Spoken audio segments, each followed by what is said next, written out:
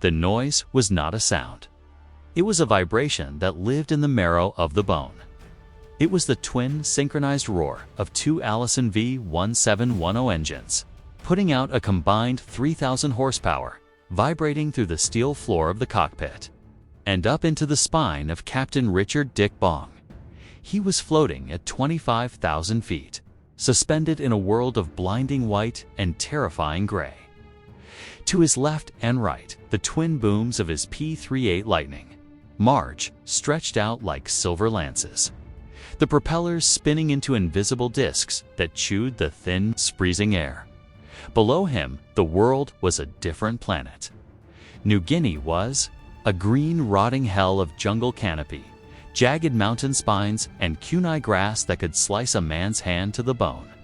Down there, it was 100 degrees with 90% humidity. Down there, men were rotting with malaria, dengue fever, and jungle rot.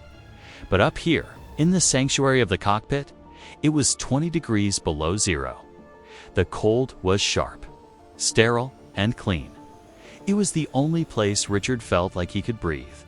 His normal was this duality: the farm boy from Poplar, Wisconsin, who wrote letters home about the cows and the harvest, and the cold-blooded predator who ruled the instability of the equatorial sky. He adjusted the trim tab with a touch as light as a pianist's. He didn't wrestle the P-38, he negotiated with it. The aircraft was heavy, fast, and unforgiving of mistakes, but to Richard was just a tractor with wings and 4.50 caliber. Machine guns in the nose. Red leader to red flight. His radio crackled. The voice of his wingman, Major Thomas Lynch, sounding tinny and distant. Check oxygen. We're crossing the Owen Stanley Range. Clouds are banking up heavy at 2 o'clock. Richard glanced at his oxygen regulator. The flow was steady. He looked at the horizon. The clouds Lynch mentioned were not just weather. They were geographical features in their own right. Towering cumulus thunderheads rising up to 40,000 feet. Solid walls of moisture and violence that could snap a wing spar like a dry twig. In New Guinea, the weather killed almost as many pilots as the Japanese Zeros. Copy, Red 2. Richard replied, his voice flat, devoid of the swagger that usually infected fighter pilots. ICM. Let's stay above the soup. Keep eyes on the darker patches. That's where they like to hide. They were hunting. Or rather, they were waiting.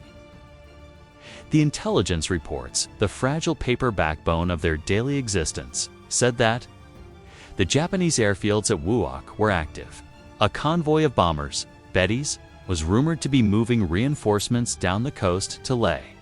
But intelligence in this theater was a game of telephone, played by exhausted men over static-filled radios. Half the time, the armada turned out to be a single lost fishing boat. The other half, the empty sky, was filled with 40 Zeros dropping out of the sun. Richard's eyes scanned the sky in sectors, a disciplined, rhythmic motion. Sky, instruments. Rearview mirror, sky instruments, rearview mirror. He was looking for the glint, the speck, the anomaly. The mission today was routine combat air patrol cap. Protect the Allied shipping in the Huon Gulf. Boredom was the primary enemy. Richard cracked his knuckles inside his heavy leather gloves. He thought about the tractor back home, the way the soil smelled when the plow turned it over in the spring. It was a grounding thought, a tether to a world where death wasn't hiding in a cloud bank. Then came the disturbance. It wasn't a blip on a radar screen. They didn't have radar coverage this far out. It wasn't a visual sighting. It was a voice. The radio channel, usually reserved for flight chatter and ground control, cut through with a burst of static so loud Richard flinched. Then, a voice, weak and breaking, filtered through the white noise. It wasn't a pilot. It was a ground whisper. ... DRAGONFLY ... This is ... break. Watcher 3 ... static. Massive movement. Static ... valley floor break. Missed is static. Not missed, repeat, not missed. Richard's hand froze on the stick. Watcher 3. That was the code for a Coast Watcher 1 of the brave. Insane Australians or locals living deep behind enemy lines. REPORTING, Japanese movements with heavy, battery-powered radios they hauled through the jungle. Red Leader, did you copy that? Lynch asked. I heard it, Richard said. Watcher 3. He's up near the Markham Valley choke point. Sounded like he was under duress, Lynch noted. Richard keyed his mic to the main frequency. Port Moresby Control, this is Red Leader. We picked up a fragmented transmission from Watcher 3. Reporting movement in Markham. Request verification. The silence that followed was heavy. The radio hummed. Richard watched the towering clouds ahead.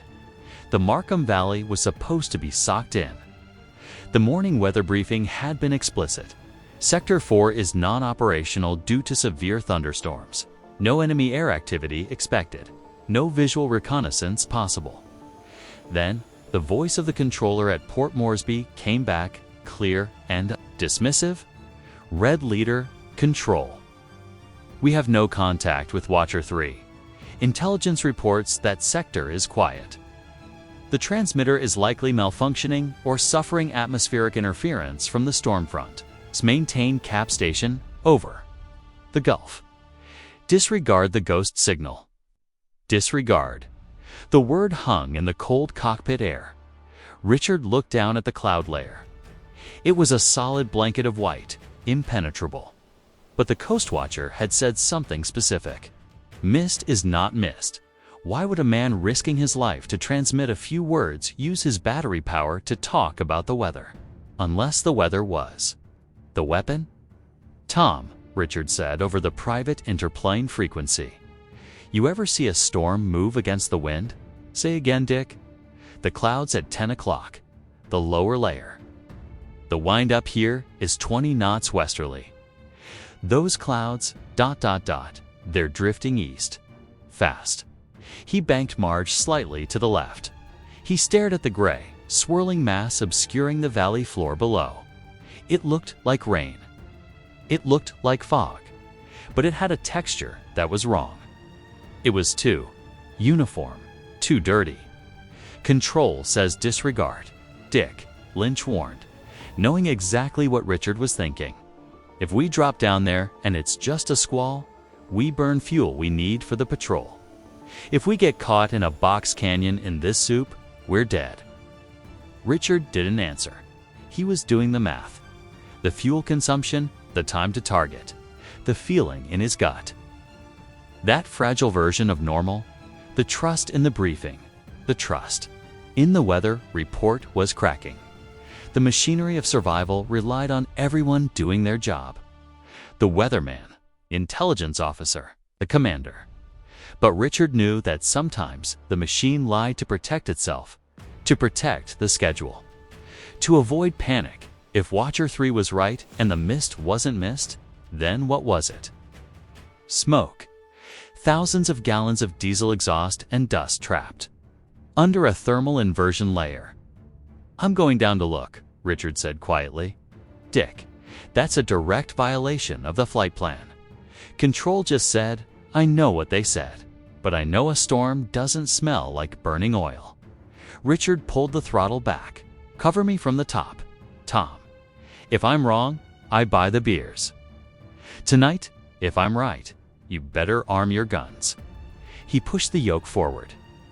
The P-38 dipped its nose, diving from the pristine, sunlit sanctuary of 25,000 feet into the roiling, dark gray cauldron below. The altimeter spun. 20,000. 15,000. 10,000. The air grew heavy. The canopy fogged up as the temperature spiked. The beautiful, sterile cold was replaced by the humid, suffocating breath of the jungle. Turbulence hammered the airframe. The wings flexed. Richard leveled out at 2,000 feet, just below the primary. Cloud deck. Visibility was garbage, maybe a mile. Rain lashed the windscreen. He was flying blind in a tunnel of gray. And then he saw it. The precise, factual disturbance revealed itself not as a code, but as a shape. Below him, the Markham Valley wasn't empty. It wasn't sleeping under a storm. The mist was indeed a man-made screen, a mixture of fog and exhaust, and moving through it, barely 50 feet off the jungle canopy, was a convoy. Not of trucks, of aircraft. They were twin-engine bombers, Japanese Sallies and Bettys, dozens of them, flying low, hugging the terrain, using the bad weather as a cloak to sneak under the Allied radar net. They were loaded heavy, lumbering, heading straight for the Allied encampments at Nadzab, and escorting them, weaving in and out of the rain. Squalls like sharks in murky water were the fighters. Oscars, zeros. The briefing had been wrong. The weather report had been a fatal assumption. The order to disregard had been a death sentence for the men on the ground at Nadzab, who were likely sitting in their mess tents right now. Thinking the rain kept them safe, Richard felt a cold clarity wash over him. This was it. This was the instability of judgment. The command thought the weather was a wall. The enemy was using it as a highway. He keyed the mic, his voice calm, almost bored.